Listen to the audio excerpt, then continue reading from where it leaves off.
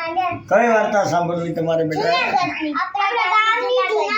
આપણા ગામની જુનાગઢની. હા, જુનાગઢની વાત કરીએ બેટા આપણે આજે.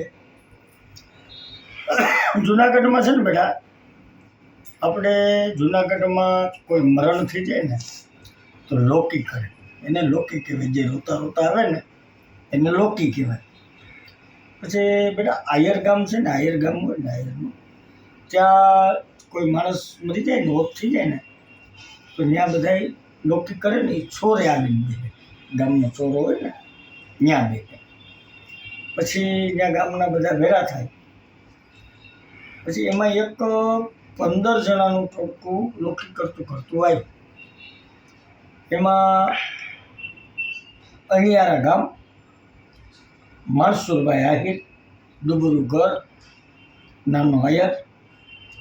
પછી બેટા એને લોકી કરીને ત્યાં આવે ને, પછી સોરે બે ને, પછી બધાને જે ગામના હોય ને એ 2-3 જણાને ચાય પીવા લઈ જાય. આપણે જે જમવાનું કહીને એને ઓફ થઈ જાય ને તે ચાય પીવાનું કે ભાઈ ફલાણા ભાઈ તમે હાલો મારા ઘરે ચાય પીજો, ફલાણા ભાઈ તમે હાલો મારા ઘરે ચાય પીજો, એમ કે. પછી એમ બધા ચાય પીવા લઈ જાય. તો આ માણસભાઈ બિચારો દુબળો માણા, ઘરમાં કાંઈ નહીં ખાવાનું. તો એ આયરનો દીકરો વિચાર કરે કે મારે ભગવાને મને કેવો દિવસ આપ્યો, મને એક રોટલો આપ્યો તો હું અડધો ખવડાવે, પણ મને એટલી બધી ગરીબ પરિસ્થિતિ આપી કે હું એને શું ખવડાવું. પછી તો બિચારો વિચાર કરે, ગામના બધા 2 જણાને લઈ જાય, કોઈ 3 મહેમાનને લઈ જાય.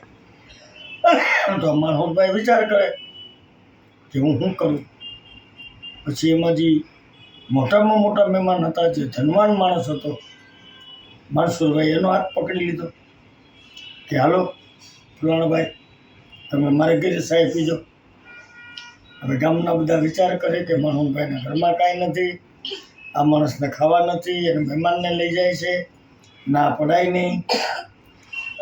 પછી મહેમાનને ઘરે લઈ ગયા. ઘરે જઈને ડેલી ખકડાવી, મહેમાનને ઓસરીમાં બેહાડ્યા ખાટલા ઉપર, અને માણસભાઈ આયર છે એ ઘરમાં ગયા. રસોડામાં જઈને કીધું, આય રાણી મહેમાન આવ્યા છે. તો કે અરે આયર તમને ખબર છે આપણા ઘરમાં 1 ટક અનાજ નથી, 1 ટકનો અનાજ. આપણો દીકરો મજૂરી ગોતવા ગયો, મહેમાનને કેમ ખવડાવશે?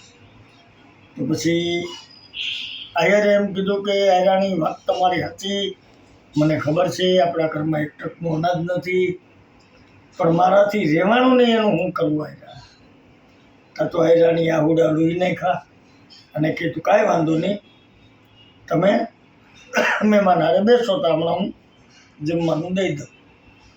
એટલે આયરાણીએ તો એક થાળી લીધી, એક વાટકો લીધો, 1 લોટો પાણી લીધું, અને ઓસરીમાં મહેમાનને ત્યાં દીધો, અને 1 ચપટી મીઠું દીધું, અને મહેમાનને કીધું કે અસાંજી સંપત્તિ હતી, એટલે અમારી પાસે આટલી સંપત્તિ છે, તમે જમી લો. તો એ આયર તો 1 ચપટી મીઠાની ભરે, 1 પાણીનો કૂટડો ભરે, અને જેમ 32 ભાતના ભોજનમાં મજા આવે એવી એને મજા આવી ગઈ. પછી તો એ જમી અને પાછા સોરે વયા ગયા. સોરે ગયા પછી બધા મહેમાન બેઠા હતા, ત્યારે એ જે મોટા મહેમાન હતા ને એણે કીધું કે મારે અત્યારે આ વાત થાય નહીં, પણ મારાથી રહેવાતું નથી, મારે વાત કરવી પડશે. માણસભાઈ અહીંયા આવો. માણસભાઈ તમારે કેટલા દીકરા? તો કે 1 દીકરો. એ કેટલા વર્ષનું છે? તો કે 21 વર્ષનો. તો સારું મુહૂર્ત જોર આવીને માણસભાઈ હું તમારા દીકરાને મારી દીકરી દઉં છું, એમ કરીને એણે તો નક્કી કર્યું. પછી એના દીકરાની હગાઈ થઈ.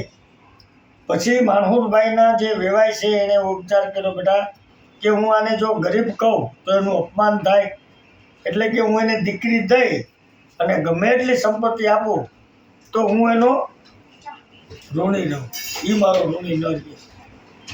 એટલે બેટા આપણા જુનાગઢમાં આવા હેરો પીડા છે, આવી ખાનદાની છે. એમ આપણા ખોખેડા ગામમાં પણ આનંદ કાના ડાંગર, એના દીકરા દેવદાન ડાંગર, એ એવા દાતાર છે બેટા, જ્યાંથી કોઈ રોટલા વગરનું ન જાય દીકરા.